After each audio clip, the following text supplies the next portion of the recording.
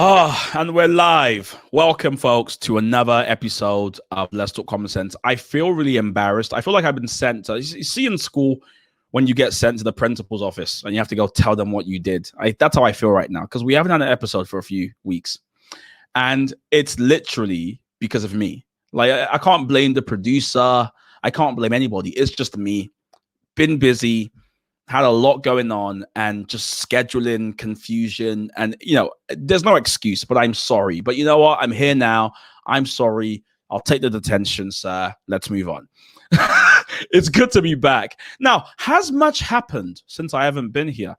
No, of course not. Yes, the whole world is literally on fire. It seems like the world's on fire. This is like what happened when Jordan Peterson disappeared for a year and literally the world imploded. And now he's back with a new book, Rules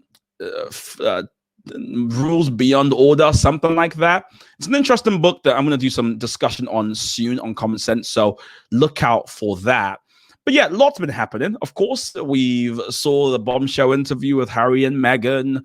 There's confusion about what's going to happen with vaccines and whether we're going to be able to actually leave on the 21st of June, which was forecasted before. Oh, yeah. One other thing. Kanye West is now the richest black person in America, which is the most random piece of news I think I heard last week.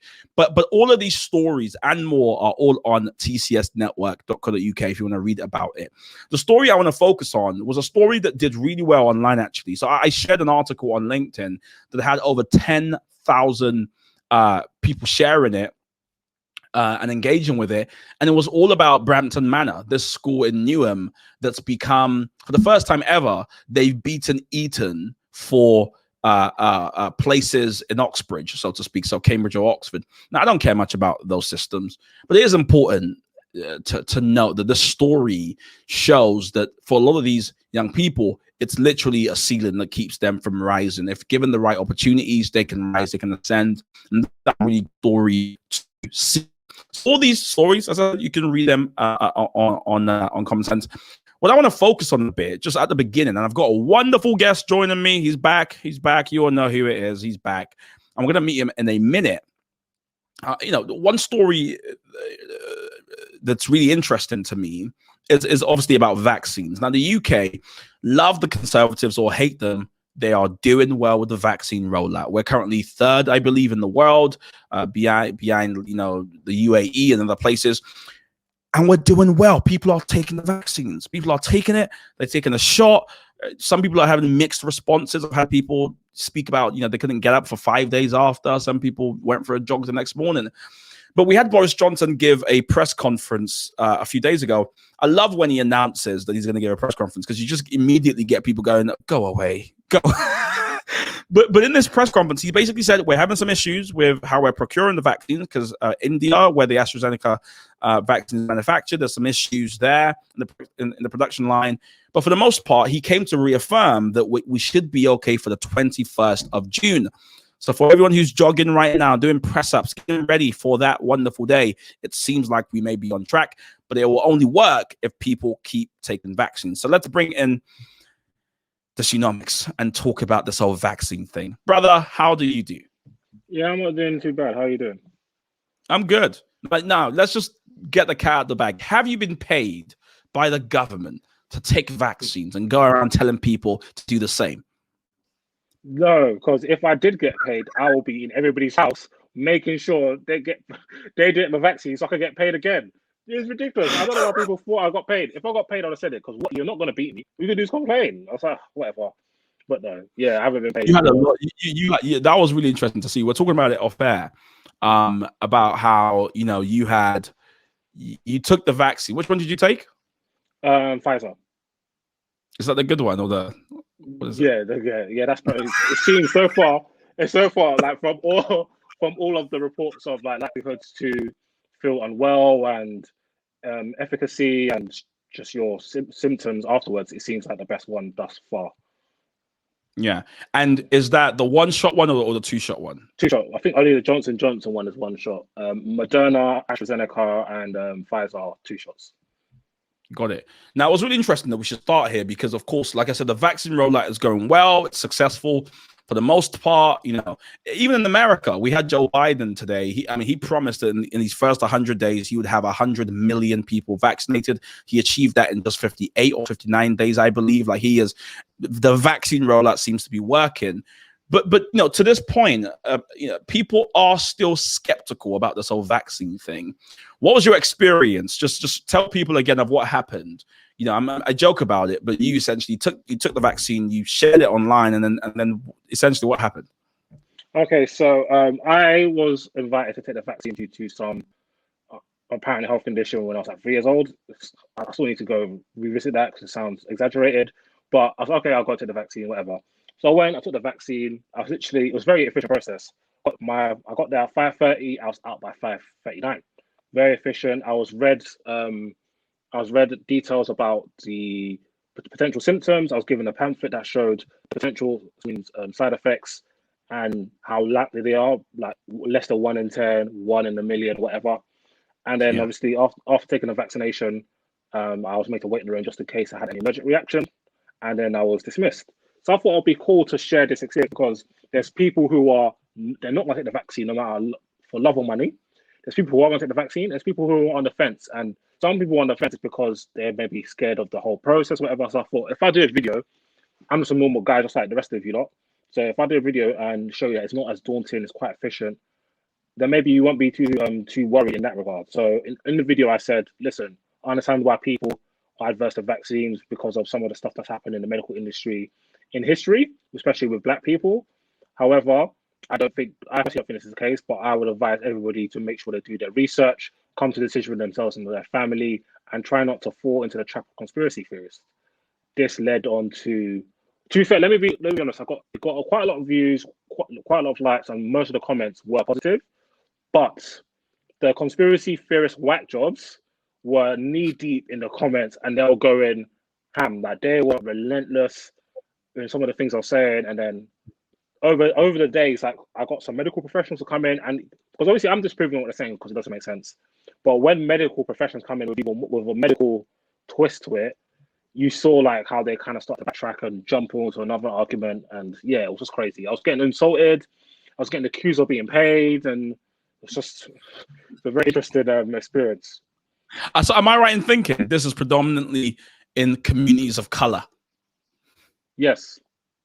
So why do you reckon this is the case, man? Because I've thought about it. Obviously, I'm a Christian, so I'm part of a Christian community as well. And you know, I work for another organization where we talk about Christian stuff, and so we've had to address the vaccine from a Christian perspective within the Black community as well. Because I've heard some wild things said.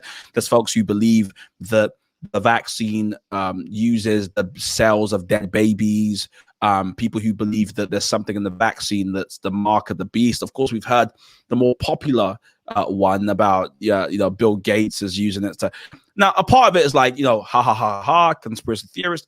But do you think people actually believe that? Like the guys in your comments and stuff, from what you could deduce, do you think there are people who genuinely believe what they're saying? Or is it just a bit of a joke and a laugh and something we should move on from? They wholeheartedly believe it. And some of them are so ridiculously daft, it's unbelievable. Like, I saw a meme saying something like, if wearing a mask doesn't stop you catching COVID, then why are they making us wear it? It's to stop you giving it to other people if you have COVID. They've told you that. Like, they've actually told you that. They've physically told you that. And there's some actually medical grade masks that stop you potentially getting COVID as well. They've actually told, it's like people read stories and they just pick out words they want to read. So that's where I get it from. And I think in terms of why people, especially within communities, are adverse to it, like I've been doing some research, and research has come out from SAGE and stuff that historical issues of unethical practices is in research, and structural institutional racism is what SAGE found to be the reasons why Black people are less likely to take the vaccine compared to white British people, for example. So there's that distrust of wider government, and also then you get the misinformation spreading out wildfire in from the WhatsApp groups, in churches, whatever. Like even I've had discussions with with nurses who are conspiracy theorists. I'm like, this you actually work in the field. This is insane. Like that's how powerful it is. So Yeah, man, it's nuts to me. It's unfortunate. It is, and I think like what you said is right and correct, and I think interesting because there's a part of this that's like legitimate concern, and Of course. I always want to be careful about laughing at conspiracy theorists and going ha ha ha ha, they don't know, no, we're enlightened and they're not enlightened, whatever, because there are some conspiracies out there for sure. The notion that whatever the government says we should believe, and this is the odd argument I think people on the other side sometimes make, is very dystopian. This idea that the government said it, the government could never lie to us. It's like, Yeah. really? So I don't want to be, I'm not here to fly the flag of the government, but those legitimate concerns, I just wish more people would address them and say, okay, cool, well, why is it that, for instance, when the ONS reported, you remember early on when COVID first started, that actually black people were 4 times more likely to contract COVID or die from COVID. I think it was one of those stats. That's a fact. That's not some people are like, oh, it's the liberal woke. It's like, no, you can't just attach those words, right? I hate to take it left field, but it's literally what I saw. I think this is a problem with like partisanship, or like when you're part of a certain camp. There's a camp of folks who see themselves as like dissidents. We hate the government. We're free thinkers, freedom. And for that reason, they interpret every single world event through that veneer and lens. And for that reason, they come up with some wacky stuff. Like, for example, the Meghan Markle interview, where a white guy, a black mixed race woman come together to speak about the experiences they had with a certain institution, and somebody from America goes, oh, this is a leftist narcissistic. And I thought, what?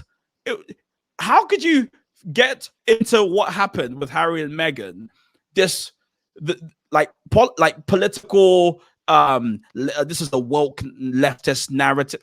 It has nothing to do with that. This is two people who are talking about their particular experience with a particular institution. But people read that and they go, oh, this is left wing, so, and I'm a right winger. Yeah, okay, I guess. I'm like, I saw somebody said even this statement itself is funny, but it's like, oh, the Woko Haram have started, and I was like, they're talking about their experience. Like they're not trying to import policy for free social housing for all. Like they're literally talking about they're literally talking about a policy. Yeah, it's true. Like, and that is what happened. So a lot of people have to be like, how can you believe the government? How you support the government? I'm like, if you follow me, you know that I've been criticizing this government literally almost every day for a year. I'm saying they deserve positives for this because they've done well. They've done well, and that's the fact of the matter, is that they've done well in procuring this vaccine and rolling it out, one of the best in the world so far. So they deserve some credit. So people saw me saying, even though my legit word was shout to the government for how they've handled the vaccine, but for the vaccine early, because I'm still on to handle COVID, is that they forgot 80% of the words and just heard shout at the government. Oh, okay, that's it. Yeah. He's part of the big conspiracy. They all come to get us. We're going to take these vaccines and turn into flying lizards that's shooting out lasers from my eyes and die. Like, okay. You know what's interesting? There's actually a really interesting thread there about, this idea that, I don't know your political persuasion, and I don't know if you share that on your platform, but the idea that you would congratulate or recognize that good can come from like the Conservative Party is that somehow, yeah, you can't. Something's compromised in your analysis, or you're paid, or you're like, how have we got to that stage where you can't even say shout out to the government without someone going, this guy is odd? Because tribalism recently has been on the rise, especially when people conform echo chambers on social media. So this happens quite a lot on social media. So for example, there is a narrative that because I've worked in finance, I like economics, and I did the cardinal sin of asking questions about Corbyn's economic policies. And when people tried to rebuttal, and I showed them why that they are wrong with my understanding of economics and just my understanding of common sense and cause and effect, if you do X, Y is likely to happen. And because people didn't really have much rebuttals for that, because they're not really into economics and taxation or politics as a whole. Then I got branded as a Tory. Like literally got branded as a Tory. I've voted in 4 elections. I've voted Labour twice, and Independent twice. I don't align with any party. I've always say that because I don't believe in that. I feel like whoever's got the best policies that I can't go on a policy by policy basis, and whoever is like the least worst out of the group is who I tend to vote for. So yeah, but so if you say anything positive about let's say the Tories or the Republicans in America, people on the opposite side will they won't look at what you're saying and it's okay, is your analysis correct? Like, have the government done well on the vaccinations? What has the government done? And let's measure this and see if it's good, bad, or mediocre. No, they just see you've praised this institution. We've determined that they're bad, so therefore you're wrong, and also you're evil, and you should go to jail, and you should never be allowed to speak again, and you hate all your people. And I'm like, oh, okay, fair enough. That last bit was extreme. It's such a problem for me, man. And when I think about, especially the UK, like I think right wing black people in the UK, the way they're portrayed, like, and just the way things currently sit for me is so sad. I was watching Trigonometry not too long ago with a guy called Calvin Robinson. I don't know if you know him. No. He's like a right-wing mixed-race guy, and he talks about education. That's like his specialist topic. And so he's on this right-wing platform. They say they talk to lots of different people, but I think from what I've observed, they speak to a lot of kind of right-wing people. And he's just given his like analysis of how the world is and what's going on in the world and popular culture. But you could tell he was so partisan that almost all the conversations that was being had were being seen through that, like, just through that right-wing perspective veneer. That I just thought this just cheapens your analysis, man. When you're not objective, it's just like I was watching The Wire, the Ben Shapiro's thing. And like he was one of the kind of pundits there was listening to Joe Biden's speech, talking about the vaccines and stuff like that.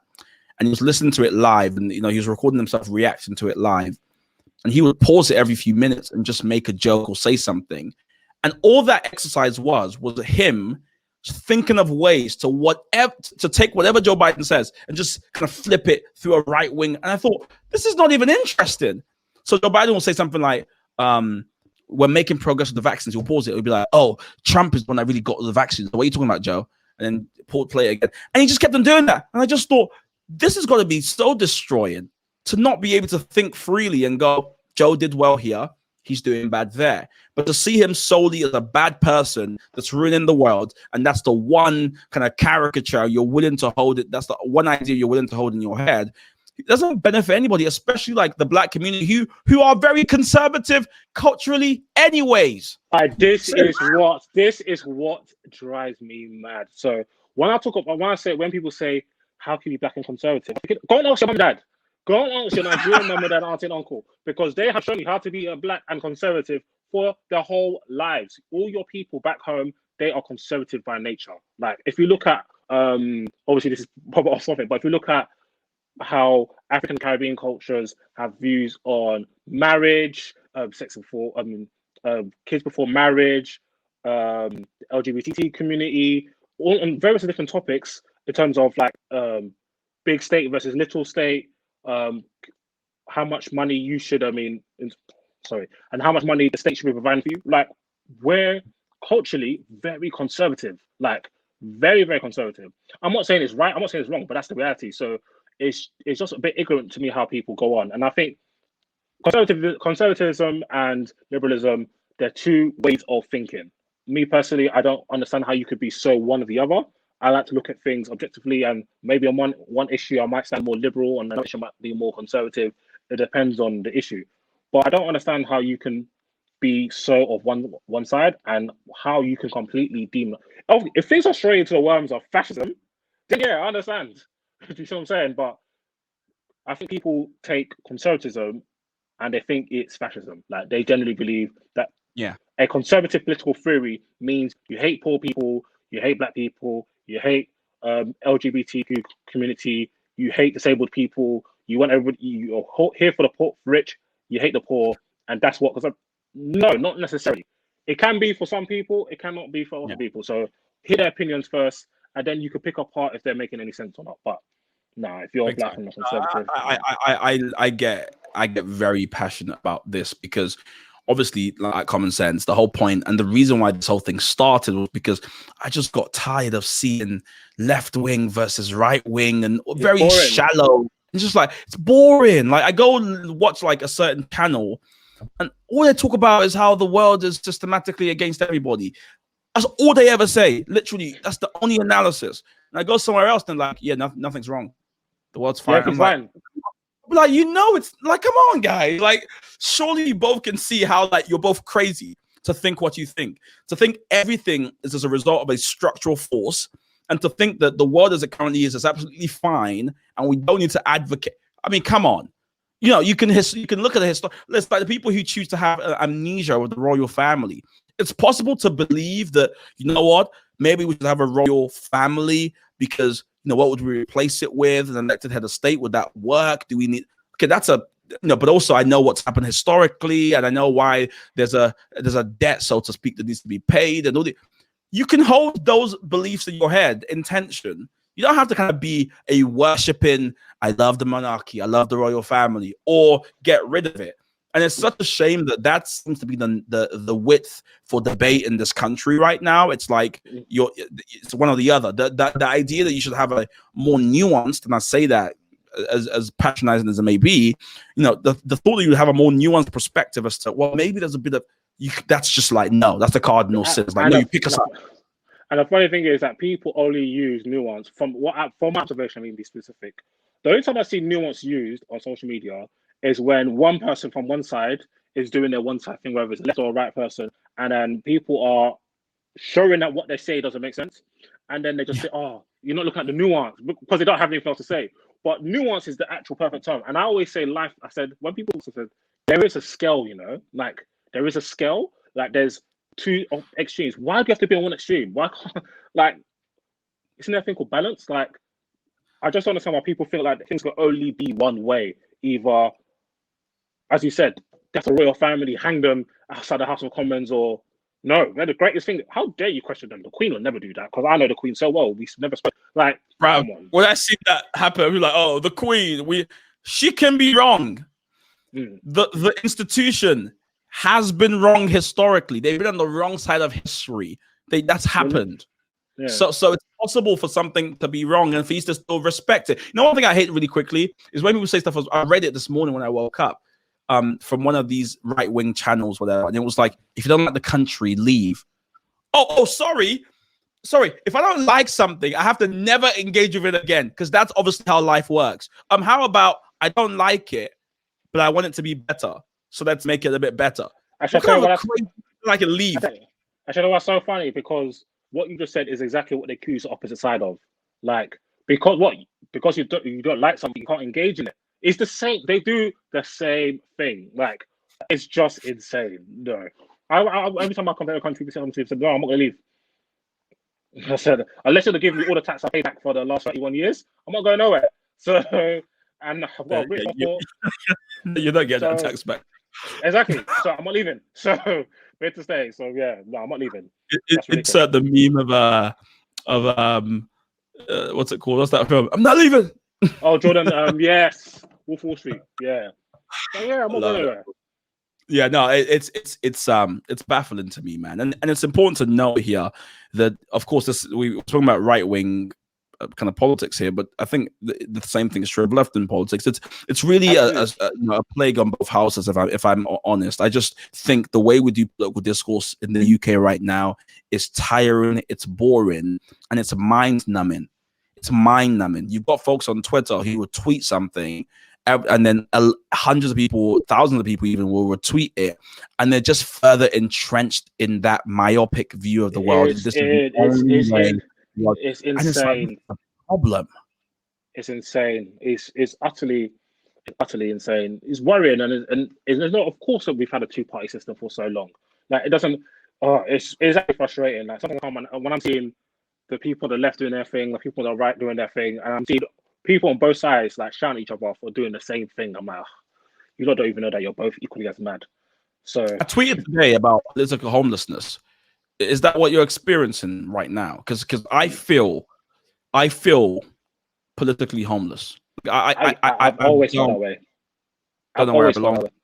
I've always felt that way because for me, the way I like to understand things, I like to reduce things to their core. That's how I hope to understand things. So if I work out, for example, I'm thinking very random thought. I was thinking I went to a certain scale, and I was like, do me stepping the scale in clothes, is that gonna make a difference to my weight?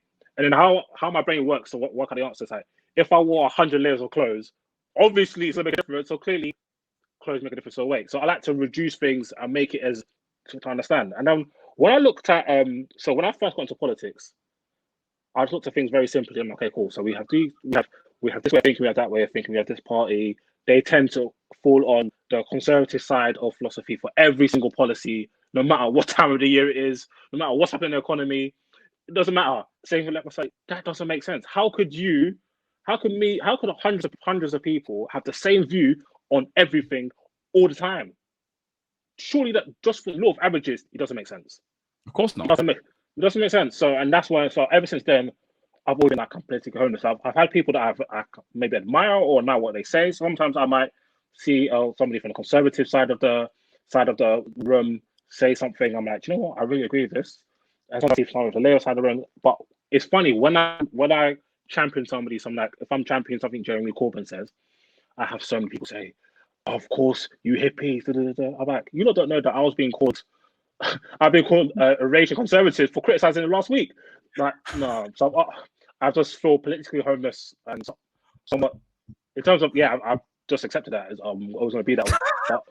But this episode should be called "Help." We're politically homeless because I feel the same way, man. I feel the same way. And you know what's funny? Again, you know, it feels like promo all the time I say it, but one of the joys of being part of like Common Sense, or for me personally, is it's so freeing to know. And the truth of the matter is, as a commentator, someone who talks about politics and these kind of issues all the time, there is a fear I have, which is, you know, it's hard to be, I see all the different perspectives, because unfortunately, folks will accuse you of being on the fence or being kind of like duplicitous or something like that.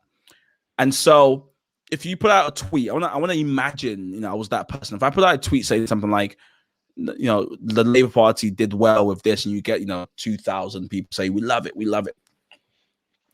The thought that the next day you could literally lose every single one of those people by being like, you know, Keir Starmer has no source.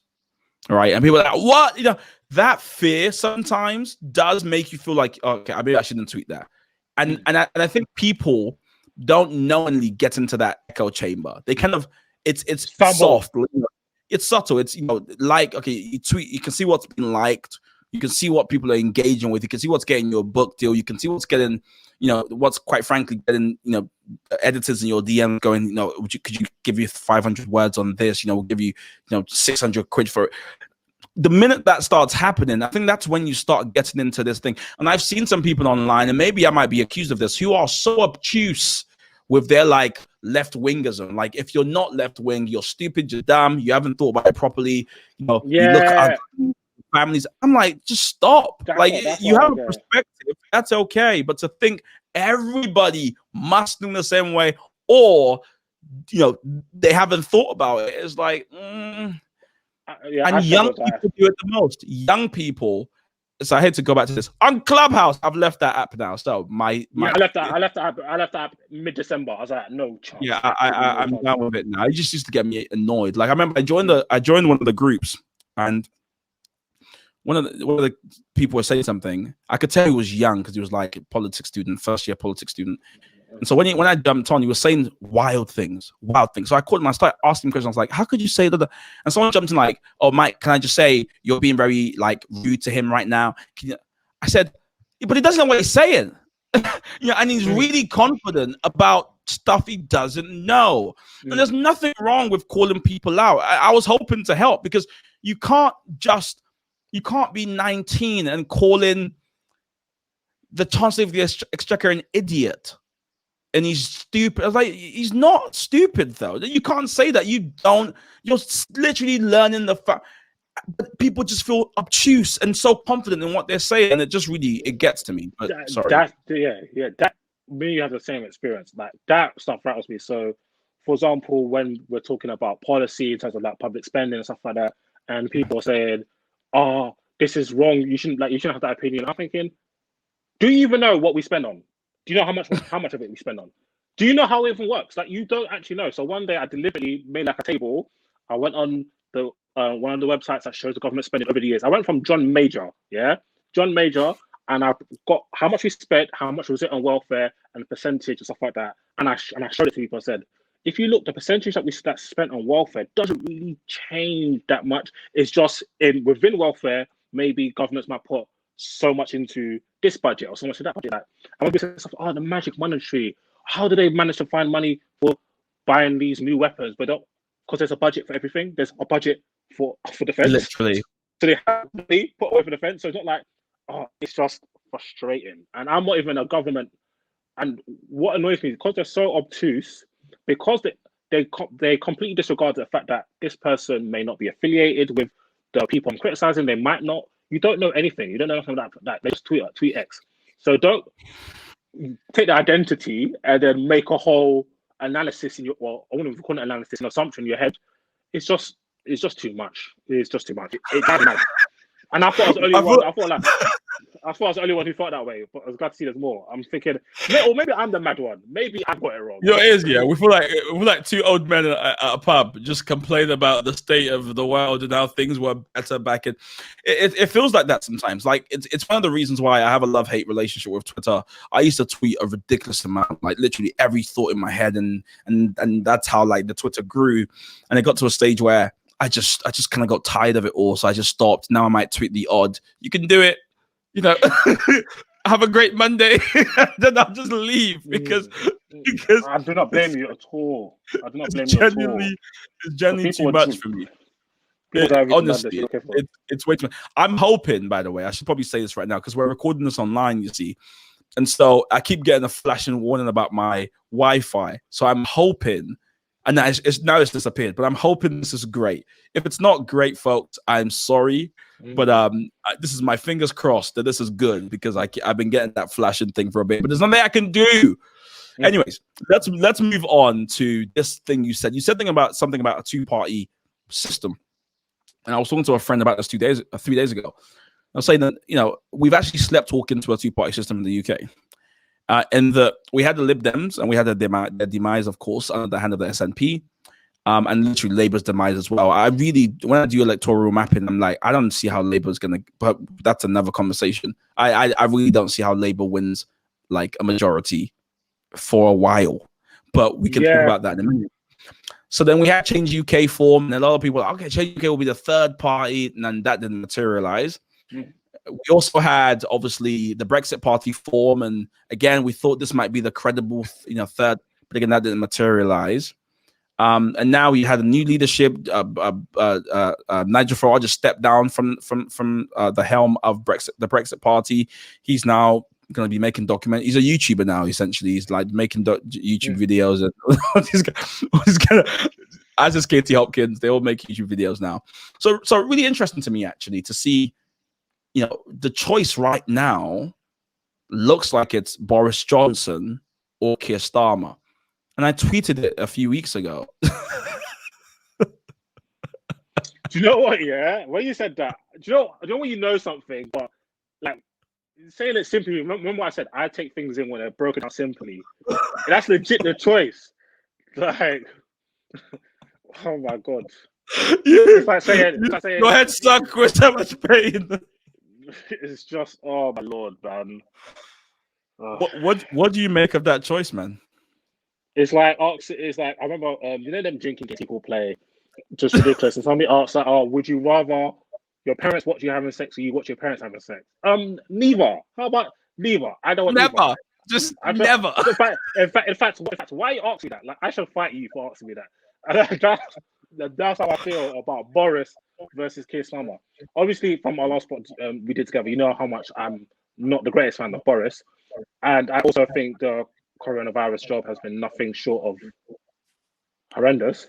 But Keir Starmer is just, it's like boiling rice, not putting salt in it. It's just bland and eating it on his own.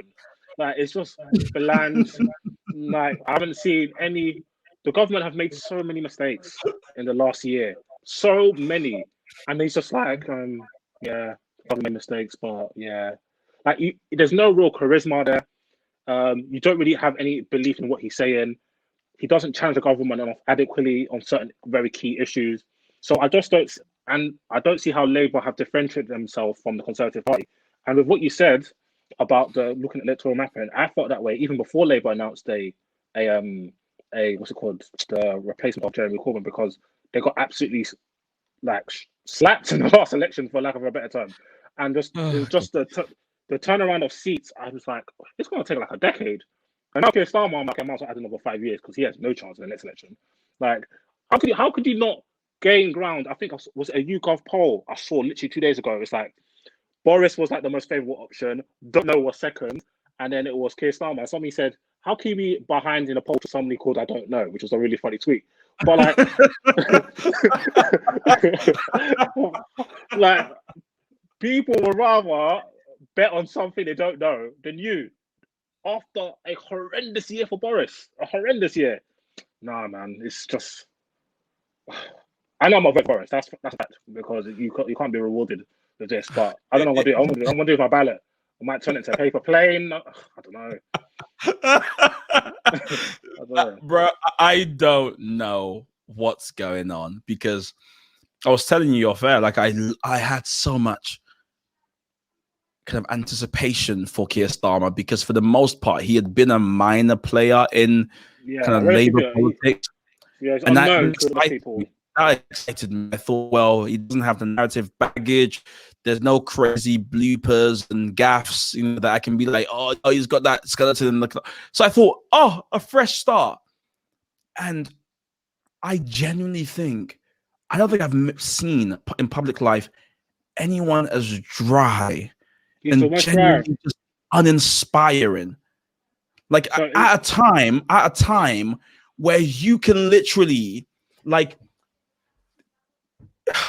this, you can say anything you want, because the other party, and maybe I am being simple about it, because I do think in times of national crisis you have to show a united front and stuff like that. No, you're right. Navigate that. I get that.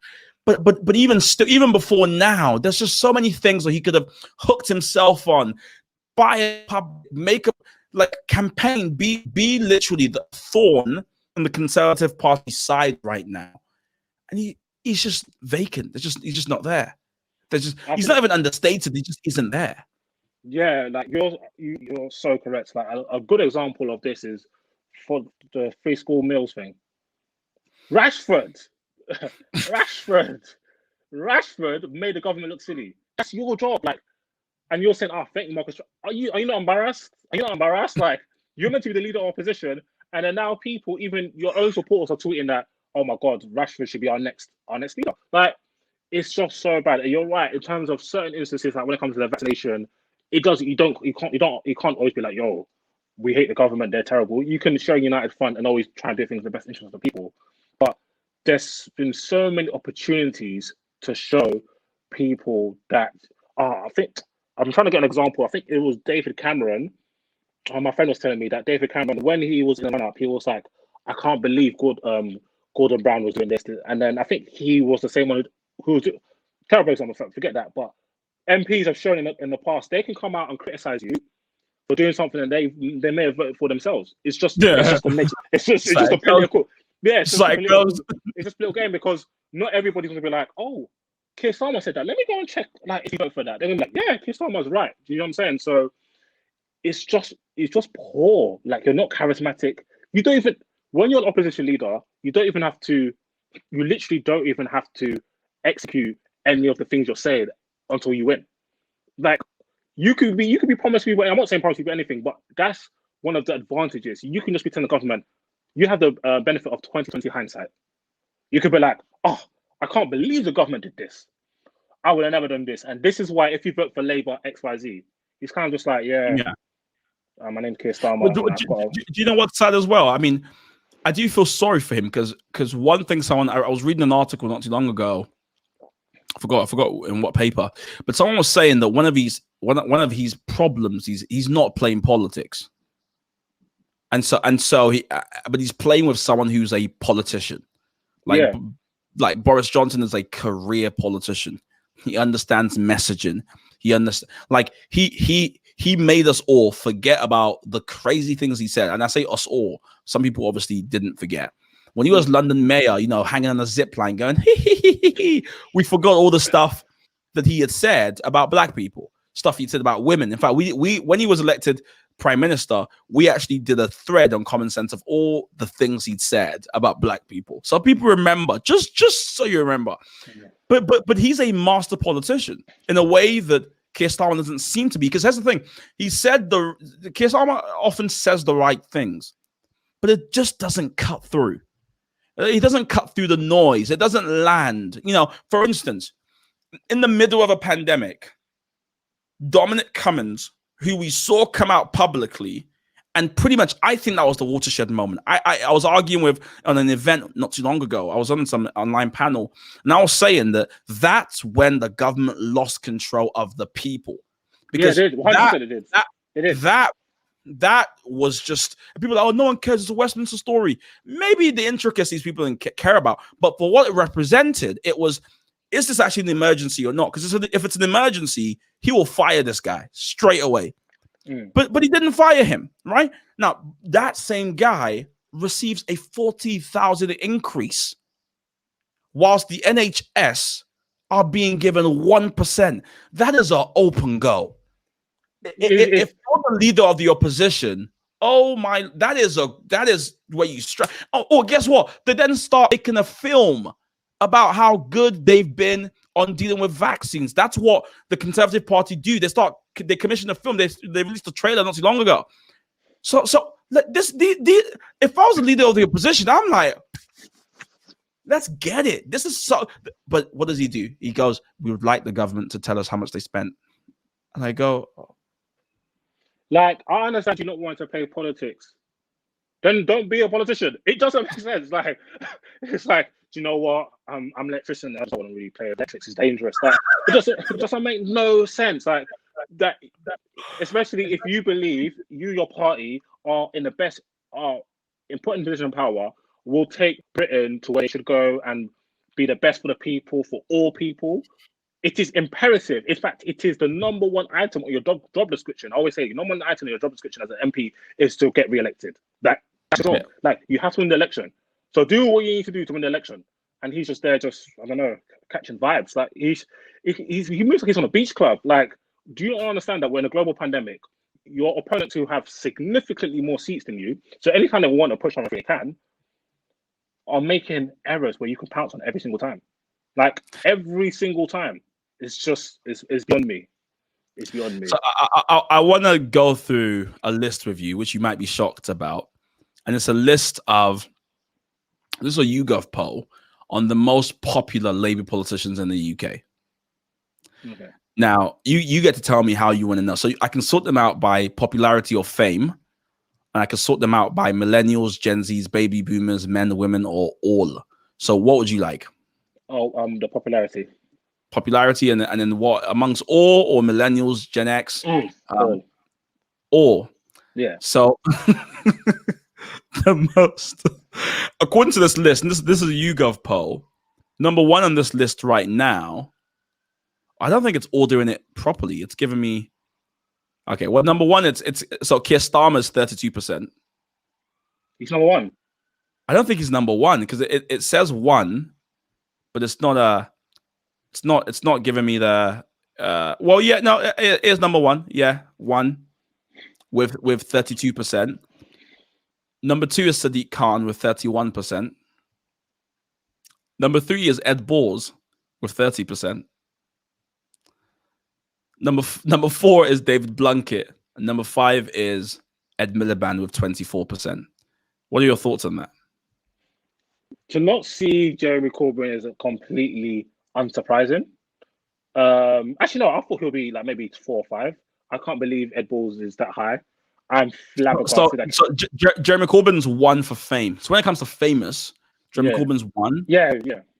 Tony Blair's second. Ed Miliband's third, Sadiq Khan's fourth, and Gordon Brown's fifth. And then Diane Abbott is sixth.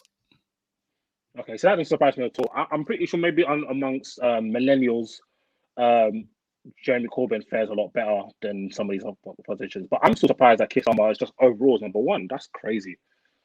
Well, it would be really sad if he wasn't, because I think that would be grounds for like a new like like a leadership challenge. Like if you're but I generally think there should be a leadership challenge because he's taking absolute Michael right now. But here's the difficulty. Who, if not Keir, who? That's a fantastic question, and that's a good point. Who? I have no idea, but I don't understand how anybody else could be worse than him. That's what I mean. Labour's done.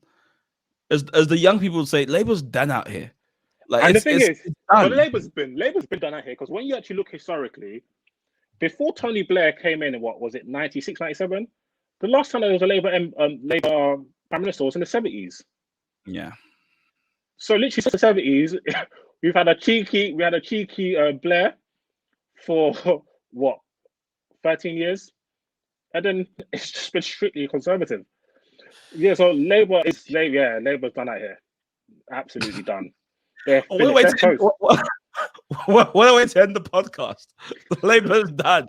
No. Done, we need a strong. This is why I get my common sense out on. We need a strong opposition. It's important for a thriving liberal democracy.